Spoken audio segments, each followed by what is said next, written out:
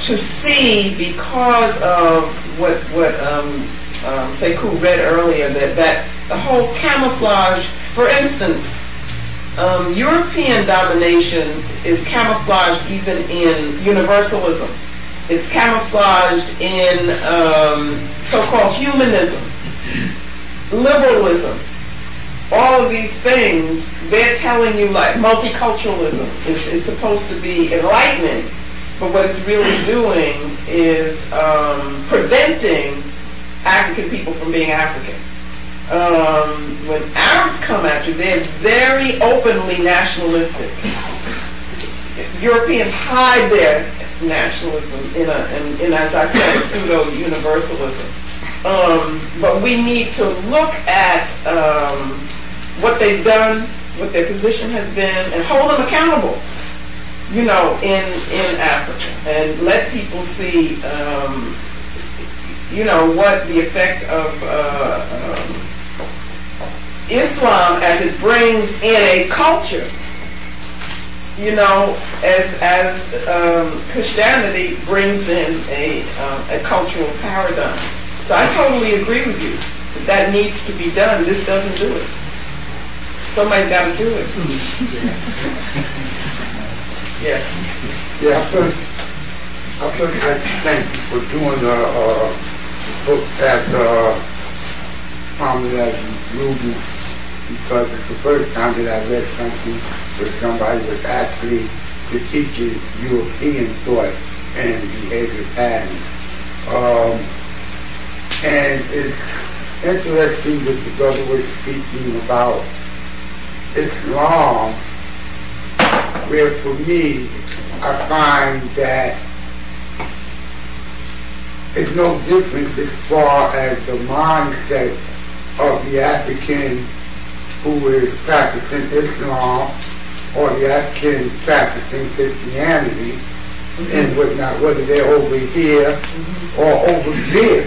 I mean, I know people from Senegal who will tell me they're Muslim and they speak probably Francais, but run when I ask them something about Wallah and whatnot. And,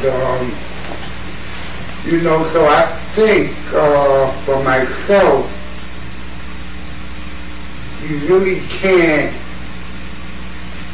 try to focus on one form of atrocities that's happening to us if you want to have a total eradication of the Marimba complex. You have to attack all of it. You know, it's like getting a bunion or something out of your foot. You just can't cut a piece of it or they grow back. So you have to get it off. And I think that to the degree of acculturation that was exposed to our people both here and over in the continent, in their different areas, explains why we're in the position that we're in here and why they're in the position that they're in over there. Because the scheme of the Marimba and the continent has the Africans over there at war with each other, because not of religion, but because of the mental and psychological mind games that's been imposed on them. And the same thing that's happening over here, why we can't get up with consciousness, is because of the acculturation and the mental mind game that has been inflicted on us here. You know, and you see it when you hear people say, I'm from Jamaica, I'm from Trinidad, and I'm from Barbados, and you know, the slave ship brought Africans over here. But then when you go on the continent, you hear them say, I'm from Nigeria, I'm from Senegal, I'm from Ghana, but they're all Africans, so, you know, we got some serious work to do in that area. Well, I think what I presented and tried to to explain and talk about last night was a paradigm that allows us to focus on that presents an answer. You know, it's not the answer, but it instead of us just focusing on what it is that has been done to us by others, it's that it's a paradigm for healing, and that healing is a political statement. That healing is about us coming back to who we are, you know, so that you get a statement of authenticity, authentic Africanness. If we do that, then all of that other stuff is going to become very, very clear. But I think there's a need for us to learn us again, you know, to know who we are. And, you know, that self-knowledge, which is what we've been about a lot, is the healing is in there. That's the Sankofa, the returning to the source. Another thing is that because if we do that, it'll help us understand that we're talking about what Wade Nobles would call African spiritness. Spirituality becomes a way that you deal with that, because we are spirit, and then we've got to be very much focused on and concerned with how we connect with sources of power, sources of meaning by that spiritual power, the source of power. We always want to be connected to that, so that energy flows. That's what the music is about. That's what everything should be about. And then if we, you know, the culture itself, if we look at classic and traditional African civilization, is spiritually based, which means that you have the life process, the initiation process, different stages of growth and development and so forth. All of that is part of being spiritual, you know?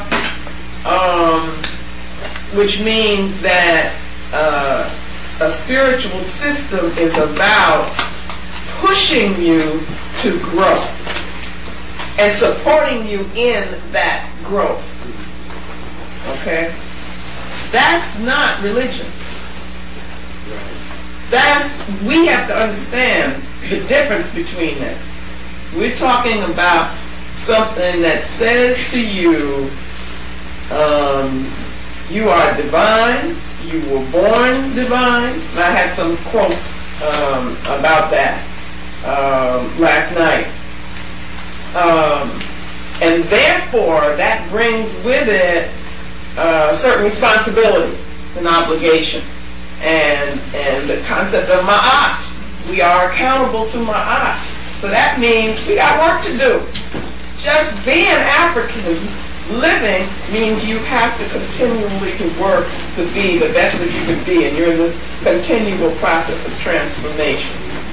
Usually, we kind of retreat into religions in order to escape the work. Okay, so what I'm saying is that all of this is connected. To me, it's all political.